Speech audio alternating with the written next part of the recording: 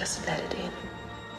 Welcome to it. It's a Star Wars show, and I'm your host, Jon Justice. Glad you are with this week's episode, as always. If you would like to email me, TalkShowNerd@gmail.com, and if you're enjoying the show up on YouTube, be sure to go and leave a comment there. So we have some official news items along with some rumors regarding the upcoming slate of films in the Star Wars universe. But let's start off with the official news of the week.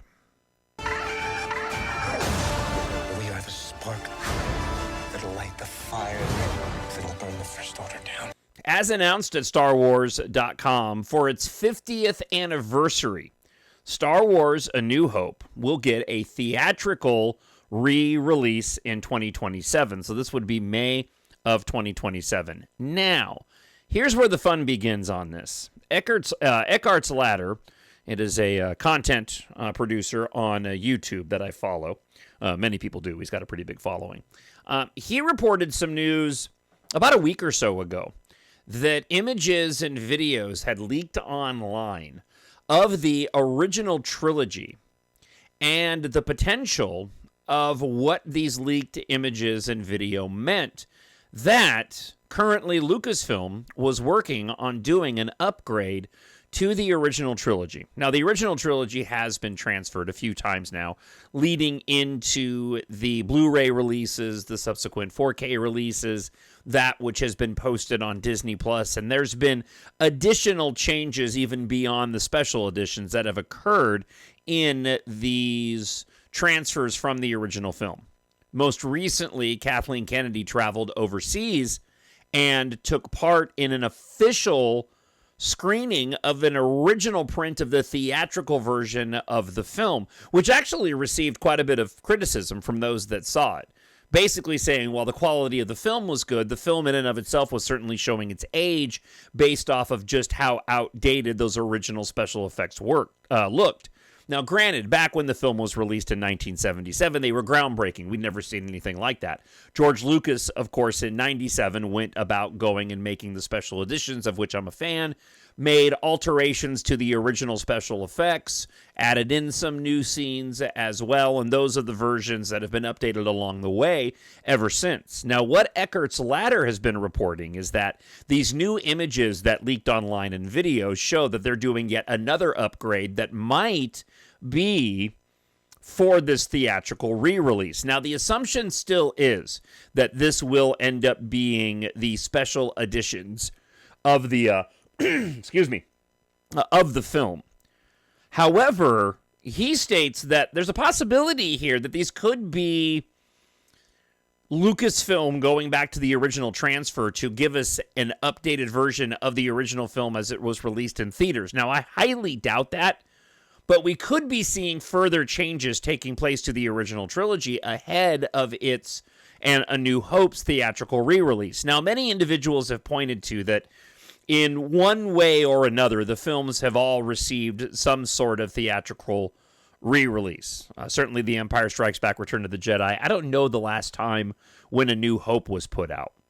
But Eckhart's Ladder seemed pretty convinced that there were changes that were going to be made. I initially got really excited because I thought that perhaps they were going down the route that I would like them to see go down. And that is, let's do yet another upgrade to the original trilogy to enhance the special effects even further than what was done in the special edition. I mean, by comparison, when you look at the upgrades in the special edition, they're solid, and they still hold up for the most part, but there are leaps and we've gone leaps and bounds ahead in terms of special effects. There's nothing we can't accomplish anymore.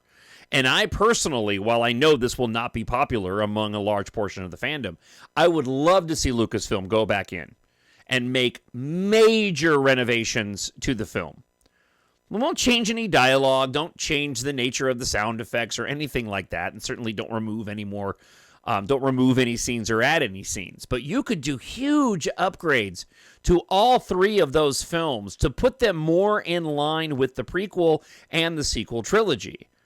Now, that may end up happening. I mean, that could occur with this release. Perhaps some of the wonkier effects in the latter films like Return of the Jedi, and specifically the shot in the hangar with the conversation between Lando and Han Solo before Han Solo takes off with the main crew on the stolen Imperial shuttle and head to Endor as Lando walks towards the matte painting to get in the Falcon. I mean, there's a number of shots where the matte paintings could be replaced with CGI that adds more depth, that adds more movement and realism to it.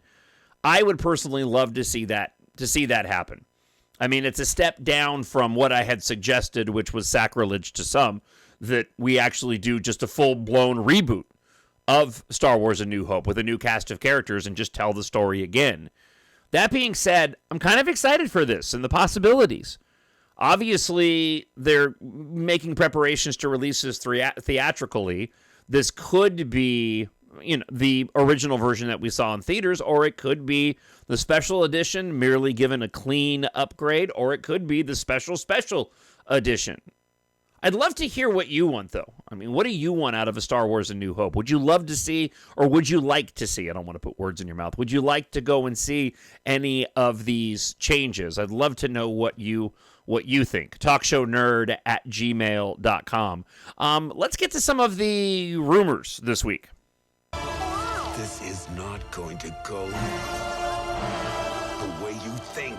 So Daniel RPK, that's his handle on X, he's a well-known pop culture, Marvel, Star Wars insider, and he's been pretty consistent in terms of his success rate relating to rumors. He recently posted that the plans for a post-Episode 9 era have reportedly been revealed, saying that it will be similar to the Mandoverse with multiple stories, and that the first story will be Daisy Ridley's New Jedi Order, and it will build toward a culminating event to bring back old characters. Now, first off, I have a bit of an issue already with the way that this was worded. I'm reading this from the version from Holocron Star Wars and their account, but in terms of the post-Episode 9 era and Daisy Ridley's being the first story, that's just not true. Star Wars Starfighter with Ryan Gosling, it comes out in May of 2027. That goes into production fairly soon, and we have casting news that I'll share with you here in just a moment. And that would be the first story that would move forward, unless Star Wars Starfighter is not attached to what Daniel RPK is reporting, and this is a completely separate set of films, wherein Starfighter might just be its own lone movie because it takes place post-Episode 9, and what he's referring to are a series of films starting with Daisy Ridley's New Jedi Order that aren't necessarily sequels to each other, but more one-off films that will lead to a culminating event. Not all that unlike what the Marvel Cinematic Universe did, and we'll just go through the first few phases. You had the Avengers films that ended up capping off the films that came before them, but those films in and of themselves were separate films based off of specific characters. And while the post-credit scenes would go and tie them together, they were, for all intents and purposes, single releases on their own, but the events in those films end up intersecting and culminating in what ended up and would become the Avengers trilogy of Avengers, Age of Ultron. It's actually a quadrilogy, but and then Endgame Infinity War, then Endgame. So perhaps that's what Daniel RPK, the insider, was reporting. Relating to bringing back old characters, they have to be referring to, they were not going back to the original trilogy. There's very few of those characters left. So he must be referring to the older characters, meaning the characters from the sequel trilogy. And maybe they'll be included in some of these multiple stories, like Daisy Ridley's New Jedi Order, wherein we get Daisy Ridley's New Jedi Order film, we get maybe two other films that are after what takes place in those films, but they're their own stories. And then when we get to the the culminating event film, Daisy Ridley's characters and those characters that we saw in that original film and the sequel trilogy join up to fight whatever the big bad is in that culminating film. It makes sense to me only in as much as that is what the Marvel Cinematic Universe has done, and perhaps now they are taking a different approach and going the route of the Marvel Cinematic Universe rather than going with, here are 3 stories, this is a trilogy, all 3 of these stories are tied together. And for that, I think it's kind of fun. I think it's a good idea. Try something different. I'm totally fine and in favor if they want to go the trilogy route. I don't think there's anything wrong with that. But it's been pretty clear, based off of the commentary from those at Lucasfilm, that they're trying to steer away from that very thing. And this may be the first piece of evidence that we've seen that they are indeed steering away from a consecutive trilogy set of films, and they are going with one-off stories that they can eventually go and combine into one major film.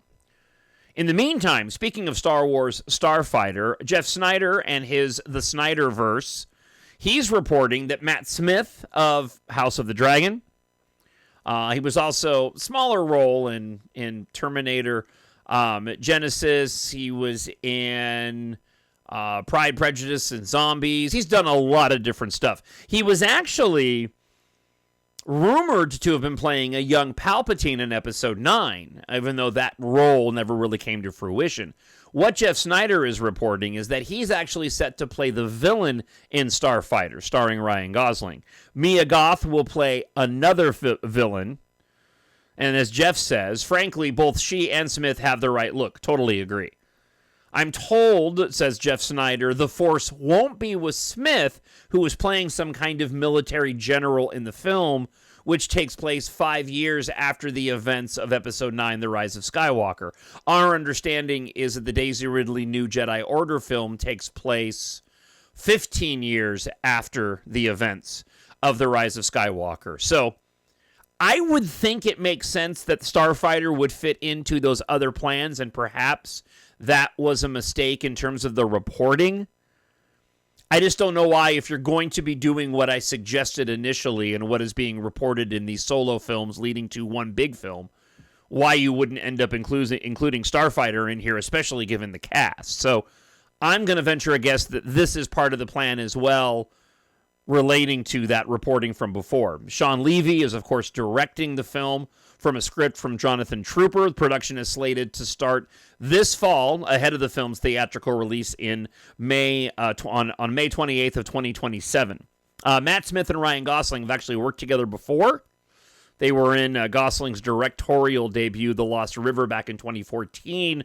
Smith is currently starring opposite Austin Butler in Sony's crime thriller Caught Stealing. That hits theaters on the 29th of this month, and if you've been to the movie theater at all recently, you've probably seen that trailer because it's been running quite a bit. So, listen, that wraps up the news for this week. No listener feedback, but I'd love to hear from you between now and next week. Again, talkshownerd@gmail.com, or leave a comment up on YouTube. In terms of my Star Wars watching, yeah, I've kind of been dancing around a bit. I've been doing a little bit of a rewatch of The Acolyte, apart from the flashback episodes, which I just do not enjoy, while also working through the sequel trilogy. I didn't watch anything last week. I'm trying to think of anything Star Wars. No, I've been watching a lot of sci-fi, and since I talk about other sci-fi shows, we're watching Foundation Season 3. The first season of Foundation on Apple Plus was absolutely spectacular. Loved it. The second season just fell flat.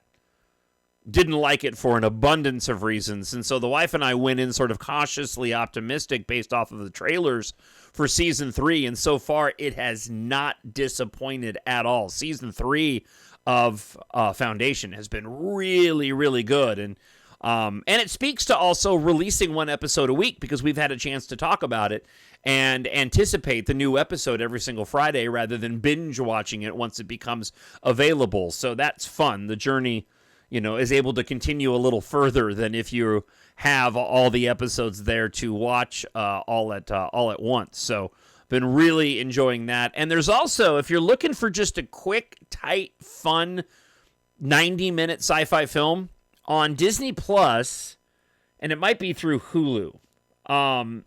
There is a film called Long Distance, set in the future where this mining vessel ends up running into trouble, and the crew on board the mining vessel end up crashing on this alien world. It essentially centers around 2 or 3 characters on this planet. It reminded me quite a bit of Pitch Black, but it really is just a fun 90-minute sci-fi romp with some decent special effects, good storytelling, some good jump scares as well. So if you're looking for a quick sci-fi watch, check out Long Distance on Hulu. Actually, just really enjoyed that film for what it was. We're in this weird phase right now when it comes to streaming movies because, growing up prior to streaming, there was always this theatrical release versus, straight to DVD. And typically when the straight to DVD films weren't any good. Now, and then we kind of turned into streaming, having new films that appeared on streaming had that straight to DVD vibe. They just weren't very good. And we've entered into this new phase in terms of quality of films where these films that are released on streaming may not be good enough to make it to the theater, but they're absolutely enjoyable for a home watch, and that's where Long Distance certainly comes into the mix. So before I let you go, I've written a science fiction series. I titled it EMBARK, and I wrote 7 books in that series. If you've read Project Hail Mary, by the way, and you're looking for a read along the same lines, check out book 4 in my series. It's called Corbijn and the Asteroid of Misfortune.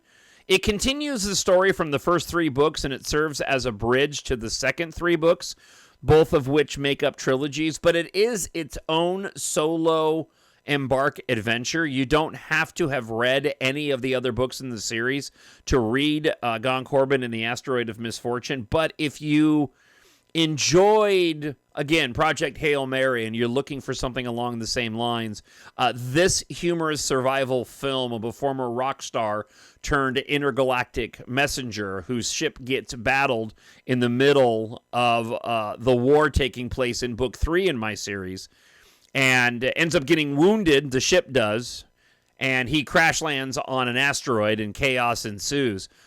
It's got interesting back and forth conversations between his sarcastic AI robot as he uses his wits to try to get out of the situation that he's in. It's a quick, fun listen in audiobook or read on ebook, paperback, Kindle Unlimited, or hardcover.